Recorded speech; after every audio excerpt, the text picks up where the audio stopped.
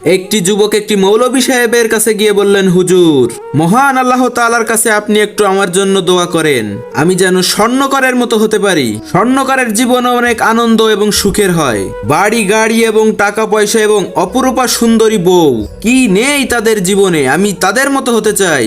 তখন মৌলভী সাহেব বললেন, যাও তুমি গিয়ে স্বর্ণকারের কাছে গিয়ে শুনে আসো যে তার জীবনে কোনো দুঃখ আছে কিনা। যুবকটি তখন স্বর্ণকারের কাছে গিয়ে বলতে লাগলো, ভাই আপনার জীবনে কোনো দুঃখ আছে নাকি? স্বর্ণকার তার এই কথা শুনে তাকে জড়িয়ে ধরে কান্না করতে শুরু করলো। কান্না করতে করতে স্বর্ণকার বলতে লাগলো, আমার জীবনে অনেক কষ্ট, কেউ আমার কষ্টের কথা জিজ্ঞেস করে না, তুমি যেহেতু জিজ্ঞেস করেছো এসো তোমাকে বলি।